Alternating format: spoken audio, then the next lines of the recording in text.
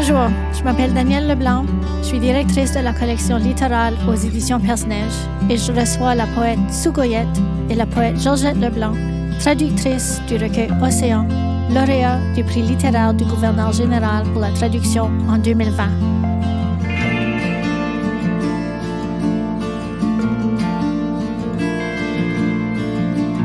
Nous nous joignons à vous depuis Moncton, au Nouveau-Brunswick, sur les terres non cédées du peuple Mi'kmaq.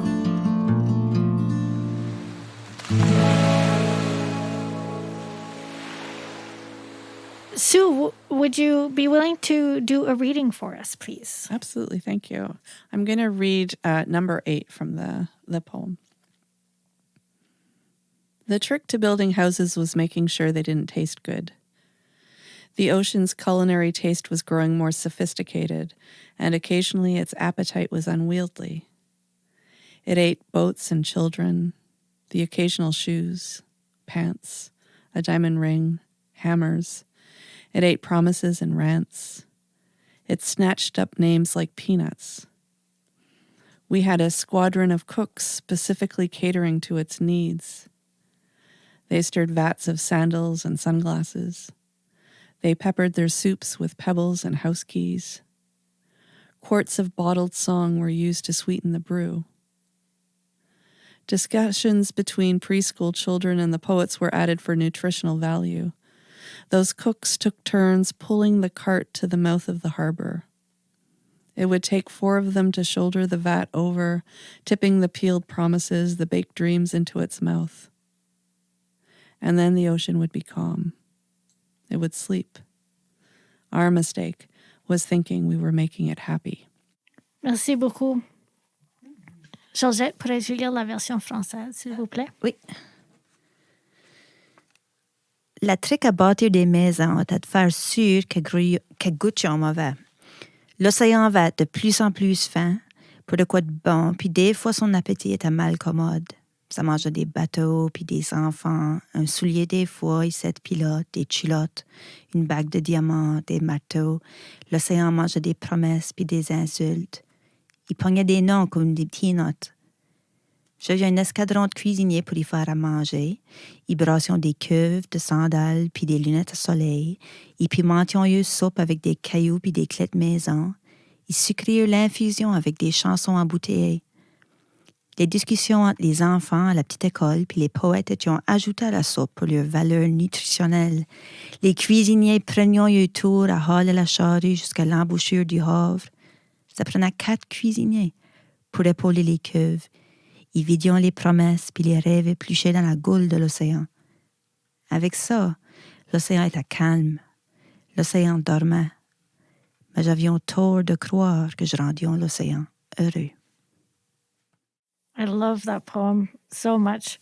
Sue, can you talk about it a little bit? Do you remember how it came to you? It's fairly early on in the collection. It's number 8 of 56, and you mentioned previously that you essentially wrote them in order, correct? Right. This one, I think, obviously it's describing an entity that just takes things and we don't really understand the taking, and we create a language of weather and ways to kind of create meaning of the taking or the overtaking. But really it's very humbling to live next to something that is working on its own accord and is not paying us any attention. And it's interesting to think of how humans respond to that relationship. And rather than living along with it, we try to kind of contain it and, manage it and fish it and take what we can from it in a way. And save it ultimately. Well, indeed. I mean, but it's kind of, anyway. No, keep saying it. No, it's, saving. Saving, for sure. Can we really save anything? Oh, I see. Rescuing it. Yeah, like we could actually rescue it. Right. And as if and to kind of have the arrogance to think that we even understand how it works, considering we haven't seen the bottom of it and know only a quarter of the creatures that are swimming in it.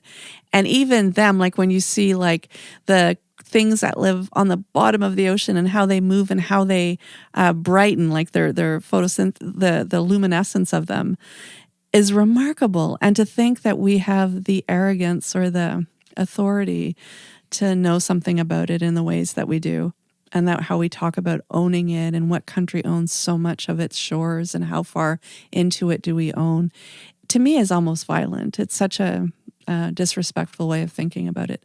So this is me kind of thinking about the citizens in this community, trying to make sense of it and trying to appease it in a way that is clearly out of their depths in so many ways, and trying to stay with that and keep it there, because it's kind of where we are on the planet right now in so many ways. And it would be too easy to condemn that way of being, or to be just to write it in a way that is, I don't know, not making fun, but like just disregarding it.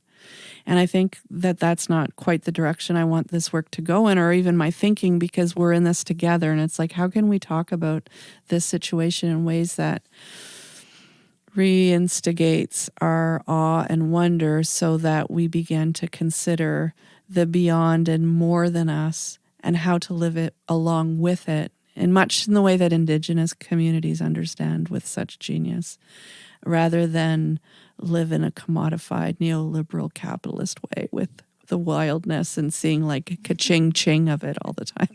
We can market it. Oh my God. The ocean is the best perfume. Yeah, I know. It is. Calvin Klein. Oh my God. Anyway, so that's what I was thinking. Oh my God. And the last line, our mistake was thinking we were making it happy. Like just thinking like that, right? Yeah. Like, yeah. Like we know what, yeah. We know. Yeah. We don't act on our knowledge, Yeah. but we know. Yeah. Georgette, qu'est-ce que ce poème-là te dit, toi? Comment est-ce que tu le prends? Es-tu d'accord avec Sue? Oui. Puis, c'est-tu la même approche que toi, t'as essayé de... C'est que en lisant le texte, en lisant Ocean, j'aimais ça. Il y avait comme un... Je me reconnaissais là-dedans. Je me reconnaissais dans son regard, dans la façon que comme l'océan est une présence, juste comme je l'ai toujours vu, comme une présence...